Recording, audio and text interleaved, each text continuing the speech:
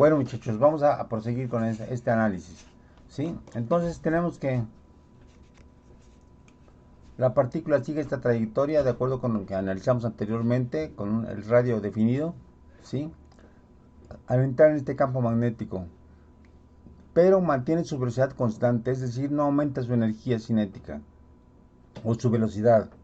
Luego entra a una zona donde hay un campo. El campo sí puede darle energía a la partícula, de acuerdo a esta fórmula, que la fuerza es E por Q y es igual a la masa por la aceleración. Entonces, la partícula se mueve en forma acelerada en este espacio, ¿sí? Bueno, ahora, aquí sale con cierta velocidad, entra con otra velocidad. La velocidad con la que entra aquí,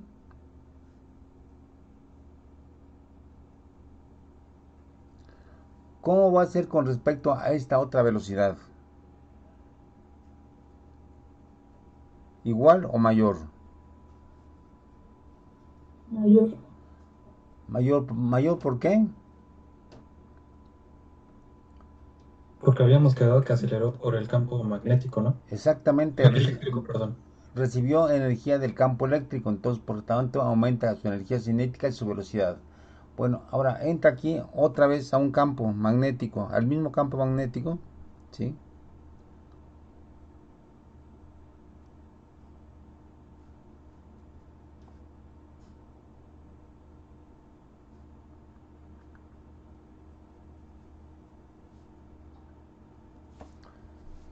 Ahora, ¿hacia dónde se va a mover la partícula? Bueno, vamos a recordar la fórmula, de que la fuerza es igual a la carga por B cruz B. Bueno, entonces vamos a reproducir el esquema de orientación. La velocidad, ¿hacia dónde va? ¿Hacia dónde iría la velocidad? ¿Hacia la derecha o hacia la izquierda? A ver, en este punto, ¿hacia dónde va la velocidad? Hacia la izquierda, ¿no? Hacia la izquierda. Bueno, así está la velocidad. Ve. El campo sigue saliendo del plano. Entonces tenemos aquí al campo. Y entonces B cruz B, ¿hacia dónde apuntaría? Que sería la fuerza. Hacia arriba. ¿Hacia arriba o hacia abajo? ¿Arriba? B cruz B apuntaría hacia arriba, ¿no? Esta sería la fuerza. ¿Sí? Bueno, entonces lo que tenemos es que ahora la partícula se va a mover de tal forma que va a describir una trayectoria así. ¿Qué hacemos notar? ¿Qué notan aquí? Bueno, que este círculo es de un radio menor que este círculo. ¿Cuál sería la razón de que aumentó el radio del segundo círculo, del segundo semicírculo? Que la velocidad ahora es mayor. Exactamente, y recuerdan que el radio es proporcional a la velocidad. Bueno, entonces efectivamente aumenta el radio. Luego, ahora la partícula entra en estas, otra vez en la zona en la cual hay un campo eléctrico, ¿sí? En la cual hay un campo eléctrico, pero para que sufra una aceleración, ¿qué debe pasar con el campo ahora? ¿Puede permanecer el mismo campo? No, porque entonces desaceleraría. Exactamente, entonces, Tiene que invertirse. exactamente tiene que invertirse, pero fíjense, el campo lo estamos modulando con el voltaje. Ajá. Y entonces lo que debe cambiar de signo es el voltaje, para que ahora cambie el campo eléctrico de orientación y ahora acelere a la partícula. Nuevamente, al acelerarla, adquiere energía cinética, ¿sí? Más energía cinética de con la que salió en este lado. Y entonces ahora otra vez vuelve a entrar a la primera D, otra vez hace un círculo,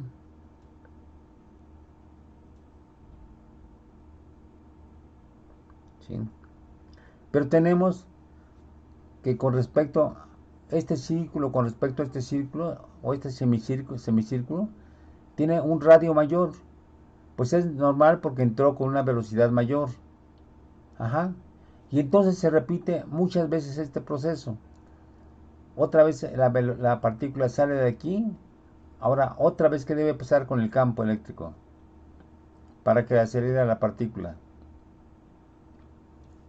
Pues tenemos que volver a cambiarlo. Sí, debe cambiar otra vez de signo, volver al signo original y entonces se acelera, entra otra vez a la zona de campo, pero ahora sí con un radio mucho mayor, ¿sí? Y entonces finalmente pues hay un momento en que ya no puede hacer tantas veces estos ciclos. Aquí representamos nada más unos cuantos ciclos, ¿sí? Pero en realidad las partículas dan muchos ciclos, ¿sí? No sé cuántos, pero deben ser muchos para que en cada ciclo se alimente de energía. Y entonces ya cuando sale, pues por algún orificio, pues sale con una velocidad extraordinariamente grande, ¿no? Una velocidad máxima, muy grande, ¿no? Que depende, pues, de la cantidad de ciclos que ocurrió esto, ¿sí? Entonces vean cómo aquí está maravillosamente combinado dos propiedades. La propiedad del campo magnético fue crearle una trayectoria circular, ¿sí? Esa fue la propiedad el papel asignado al campo magnético.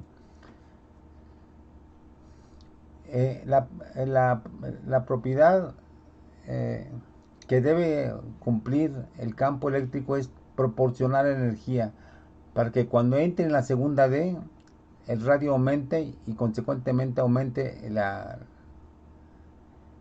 entra aquí con una velocidad mayor, ¿sí? En fin, que se repite este proceso jugando alternativamente dos funciones, el campo magnético creando la trayectoria circular, el campo eléctrico proporcionando energía, hasta que después de muchos ciclos sale con una velocidad muy grande, la partícula alfa. Entonces, es el primer acelerador que se creó en el mundo, ¿sí? Si se dan cuenta esquemáticamente en términos teóricos, es muy sencillo, ¿sí? Claro que llevar esto a la práctica, pues es un tanto cuanto complicado. En primer lugar, todo este dispositivo o todo este movimiento y juego de los campos magnéticos y eléctricos debe estar encerrado en un recipiente totalmente al vacío, porque si no, la partícula, si no estuviera al vacío, perdería energía en el choque con las partículas de aire. Entonces, todo este dispositivo debe estar encerrado al vacío, ¿sí? ¿Qué otro punto importante desde el punto de vista instrumental? A ver si ustedes, alguno de ustedes tiene alma de experimental. ¿Qué dificultad técnica habría aquí para hacer esto? Se podría perder velocidad, ¿no? Que la energía se convirtiera en calor. Bueno, puede perder velocidad si cambia el campo magnético, por ejemplo, si se debilita el campo magnético, pues cambia, ¿sí? O puede perder velocidad por el choque con las partículas de aire. Bueno, pues ya partimos de ese hecho. Se logra un excelente vacío. Bueno, ¿qué otra cuestión habría? Eh, ¿Qué hay que hacer con esto? Esto está a una altísima frecuencia angular, ¿sí? Recuerden que la partícula puede llegar a alcanzar velocidades de 10.000 metros sobre segundo, ¿no? Entonces, este dispositivo en sí no tiene más allá de 1 metro cuadrado de tamaño, ¿sí? Entonces, la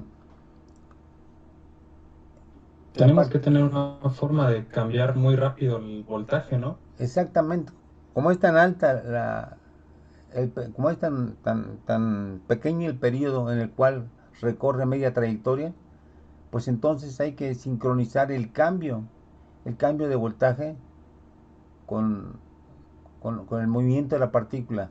Entonces sería un voltaje de ese estilo.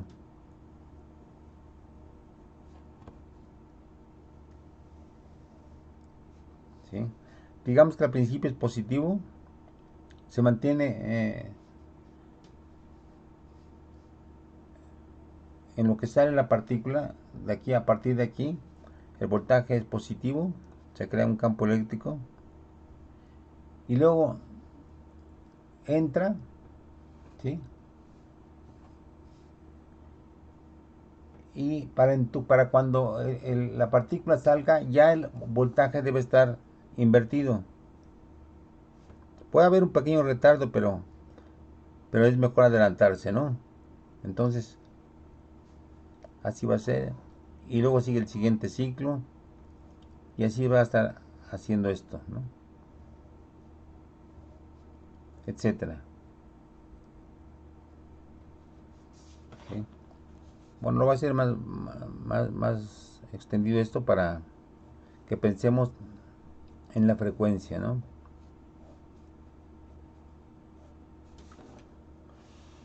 Por ejemplo, el periodo. El periodo.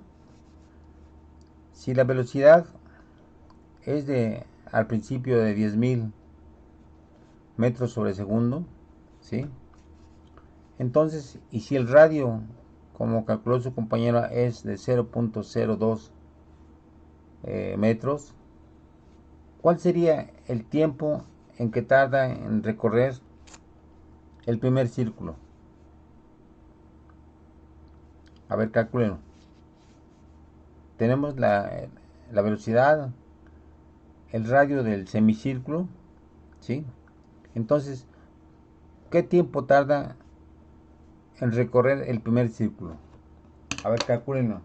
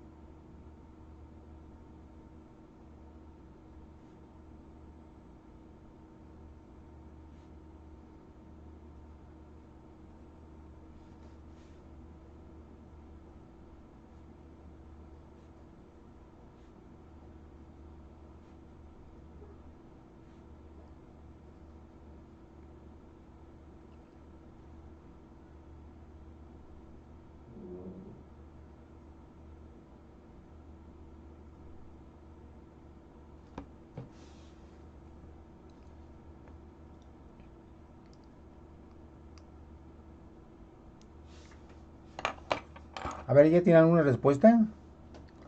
¿Cuál sería el tiempo? Pi por 10 a la menos 7 segundos. ¿Cuánto? Pi por 10 a la menos 7 segundos, pero no estoy seguro. Pi por 10 a la menos 7 segundos. A ver, otra respuesta.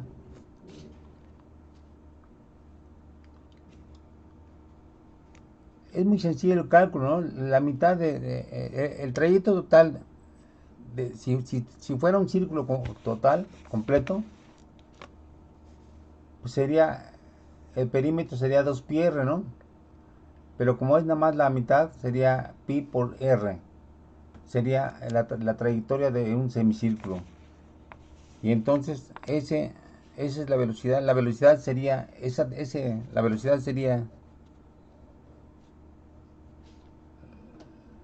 la distancia de un semicírculo entre el tiempo, ¿sí? Entonces el tiempo es simplemente la trayectoria de un semicírculo, que es pi r, entre, entre la velocidad, ¿no? Entre la velocidad. Entonces sería pi por r entre 10.000. A ver, ¿está bien lo que dice su compañero entonces? No, yo me equivoqué, tomé pi medios y no pi. Entonces, ¿cuánto sale? Debe ser 2 pi por 10 a la menos 7.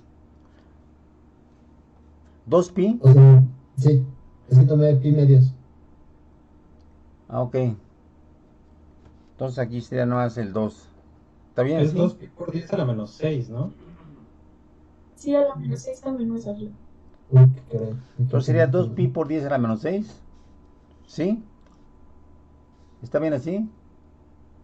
Sí, Bueno, entonces, si es el periodo, entonces la frecuencia, que es el inverso del periodo, sería 1 entre t, sería 1 entre 2 pi por 10 a la 6. ¿Sí? O sea, del orden de millones de ciclos por segundo. Ajá. Ahora,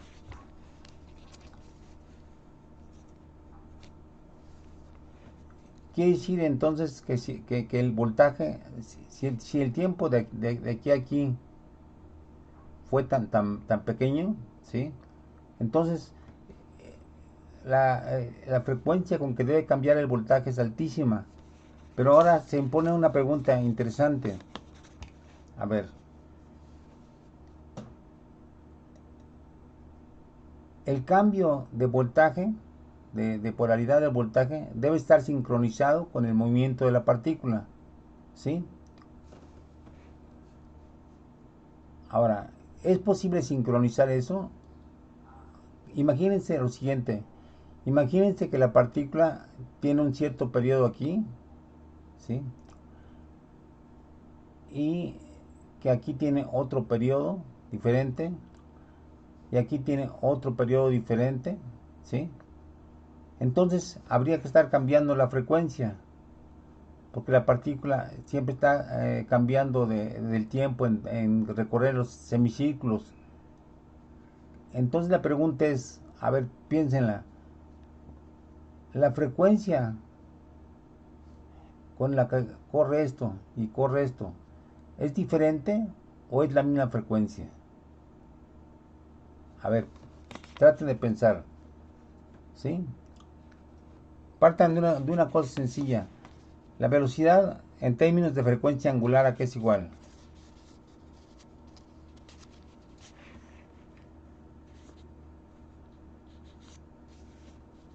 A ver, en términos de frecuencia angular, ¿a qué es igual la velocidad tangencial?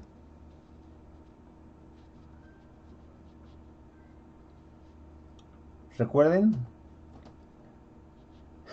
aunque me imagino que este curso de mecánica lo llevaron ya en época de pandemia, pero recuerden que la velocidad tangencial es igual a omega por r, ¿sí? Omega por r. Entonces, ya tenemos que r, ¿cuál sería la expresión para r? En términos de lo que vimos anteriormente. ¿Cuál era la expresión para r?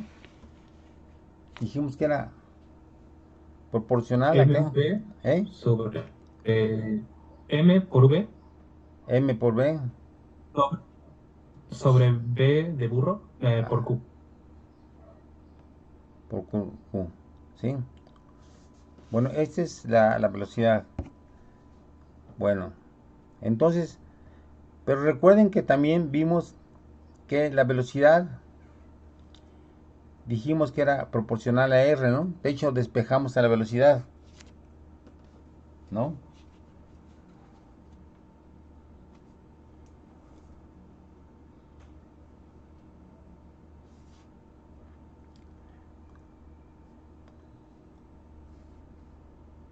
No, no, aquí esta es la pura R, falta multiplicarla por la omega, ¿no? Esta es la pura R. MB de entre Q es la pura R, ¿no?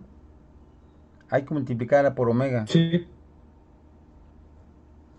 Bueno, entonces, bueno, de aquí no podemos despejar omega. ¿Cómo podemos despejar omega? A ver, piénsenle.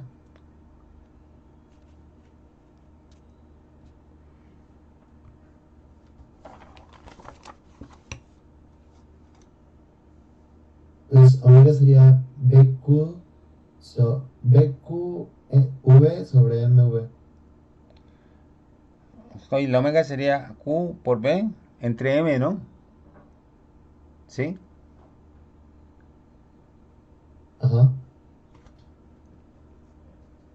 Sí, si manipulamos todas las fórmulas que hemos trabajado, llegaríamos a esto, ¿sí? Que omega es igual a Q por B entre M, ¿sí? A ver, en función de todo lo que hemos visto, traigan para la próxima clase esta demostración que se deduce fácilmente de todo lo que hemos visto.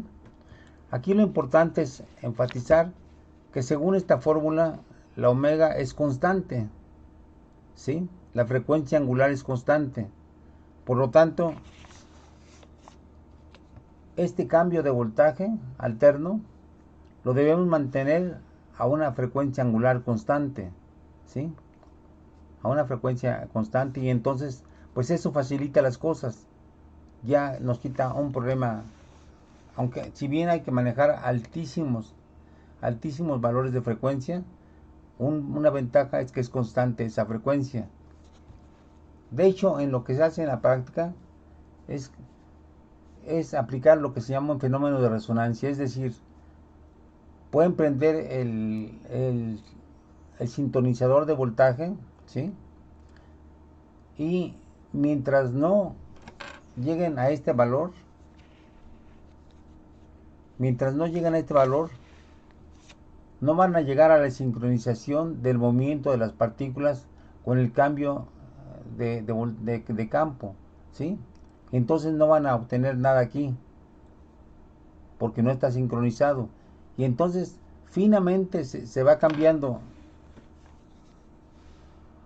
esta frecuencia con que cambia el voltaje, se va variando finamente hasta que hay un momento en que empiezan a detectar que están saliendo las partículas.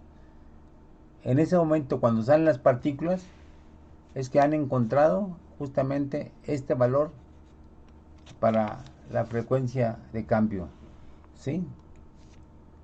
Entonces, otra pregunta, ¿creen que en la actualidad este experimento se hizo como por 1930 o algo así, ¿sí? Este dispositivo, 1930, o sea, casi hace un siglo.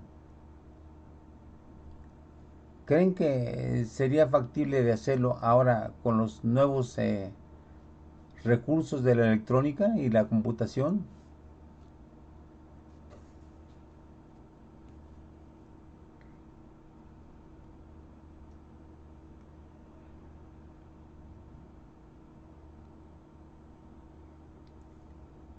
Bueno,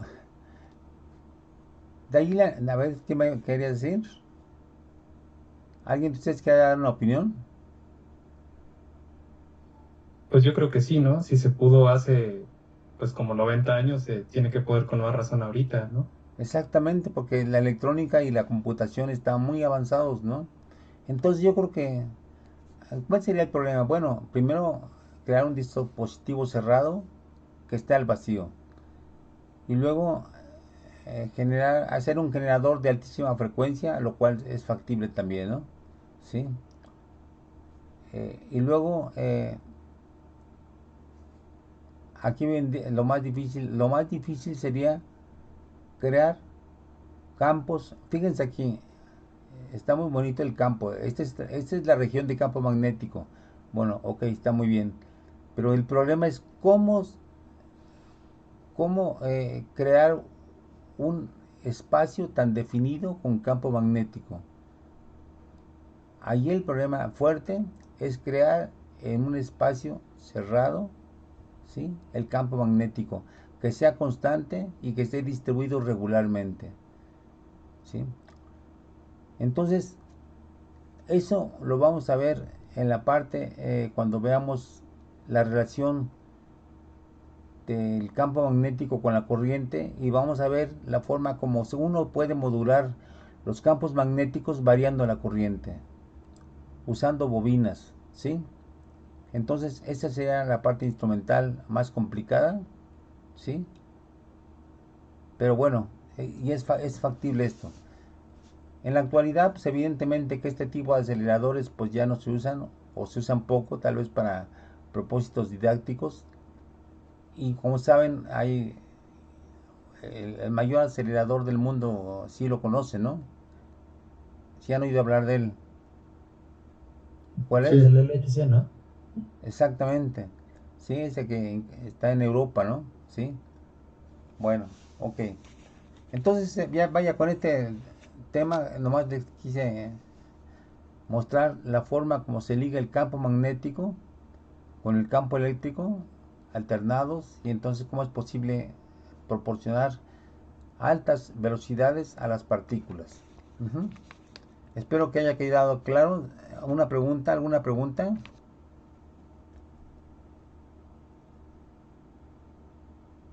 ¿Quedó todo claro? Todo No, este... ninguna. ¿Perdón?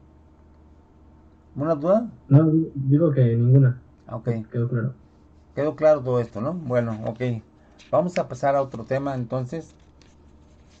Eh,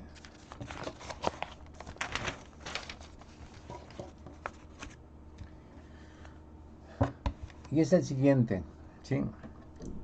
¿Qué pasa si tenemos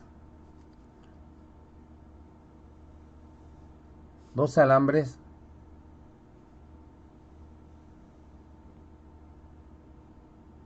con corriente? ¿Sí? Bueno, vamos a pasar en principio algo más sencillo. En un alambre que esté sumergido en un campo magnético constante, ¿sí?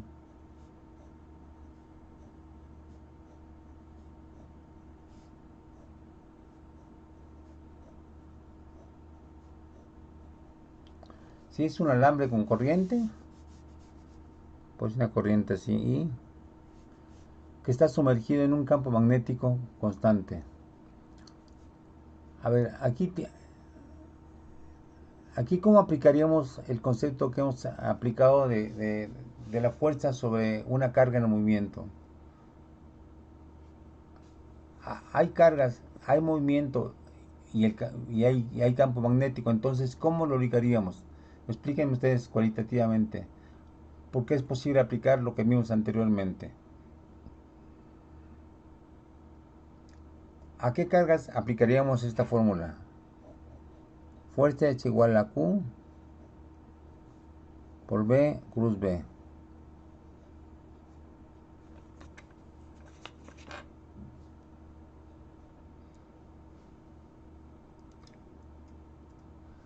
A las que cruzan por el cable. Exactamente, en el cable tenemos cargas libres, ¿no? ¿Sí? Cargas libres, que por convención las consideramos positivas. Bueno, ok. Ahora la velocidad, ¿cuál sería la velocidad?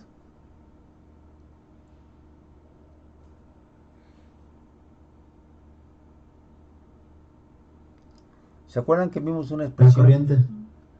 Sí, la corriente implica cargas en movimiento, pero ya habíamos definido exactamente cuál era la velocidad promedio de las cargas libres. ¿Se acuerdan? A ver, se deben acordar de esto, ¿eh? La velocidad promedio, ¿a qué es igual? Es un concepto muy práctico que se lo deben aprender de memoria, ¿no? ¿A qué es igual la velocidad promedio? Recuerden, a ver, es J entre el número de cargas libres por unidad de volumen y por la carga de uno de los conductores libres, ¿sí? De una de las cargas libres. Entonces, tenemos una velocidad, tenemos un campo magnético, por lo tanto, sobre cada eh, partícula cargada libre va a haber una pequeña fuerza, ¿sí? Esta fuerza. En este caso, como la mínima carga es la de un electrón, pues la fuerza sería esta. ¿Cuál sería la fuerza mínima o cuál sería la fuerza que se ejerce sobre una carga libre? A ver, en vez de Q, ¿qué ponemos? ¿Qué es lo que se está moviendo dentro del conductor? ¿Qué tipo de cargas? Electrones, ¿no? Le ponemos aquí E, ¿sí?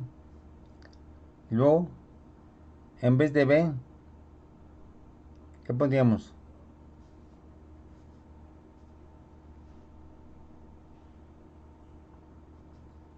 Como B, ¿qué pondríamos? Pues J sobre PED. no, aquí está BD, ¿no? Bueno, por de pronto está BD, ¿sí? Y luego el campo. Y como están perpendiculares, pues no hay problema, ¿no?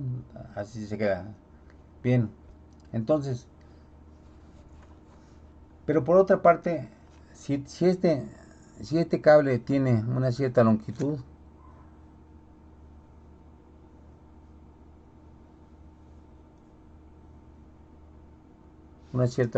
L, y una sección transversal A, entonces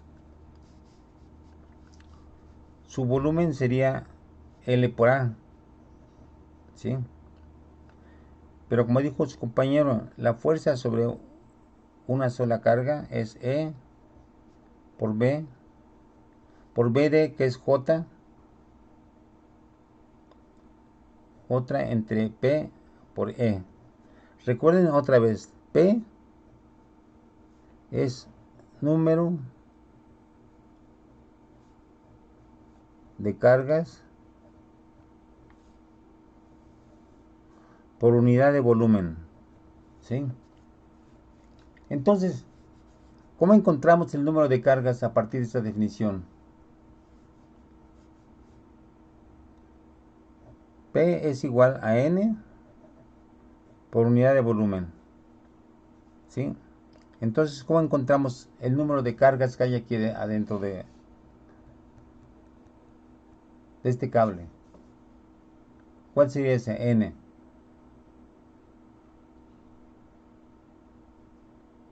Un por V. ¿Sí? Simplemente sería N igual a P por B. Bueno, ya tenemos el número de partículas. Ahora, ¿qué pasaría si con una partícula se experimenta esta fuerza? En total, ¿cuántas fuerzas se experimentaría el cable a partir de la que experimenta una sola carga?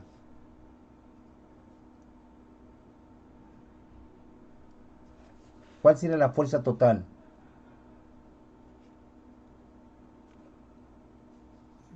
N por F. Exactamente.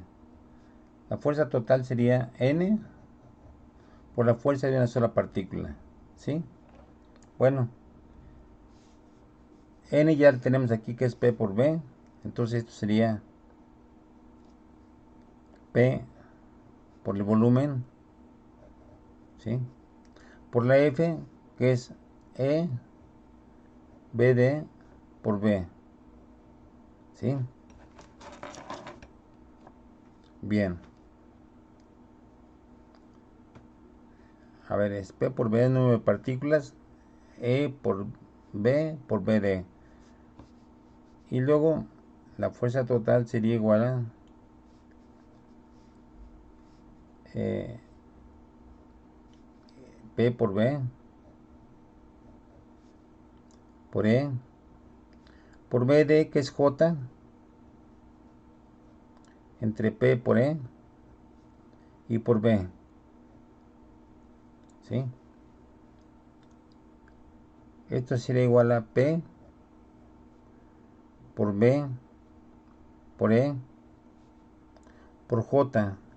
Pero J ¿cómo la definimos? Recuerden, J era la densidad de corriente. ¿Cómo la definimos? I ¿Sobre qué? Y sobre la sección transversal, ¿no? Ojo, grábense esa definición de I, la vamos a estar utilizando constantemente. J es igual a I por A. Entonces aquí viene J, que es I por A, I entre A. Y aquí tenemos P por E. Ok. Ahora, ya finalmente, fuerza total. ¿Qué eliminamos aquí? Pues dividimos P. Aquí hay una P, una E, ¿sí? Y solamente nos queda el volumen, perdón. Una B, ¿no? Faltó la B de burro en la última expresión que escribió. Ah, sí, aquí la del campo magnético, sí. Ok. Entonces ya tenemos, quitamos esto, esto. ¿Y qué nos quedaría? I por B por B. Y todo eso dividido entre A, ¿no? Entre A.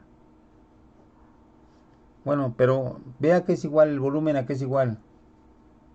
A L por A. L por A. Por I. Por B. Entre A. Entonces ya finalmente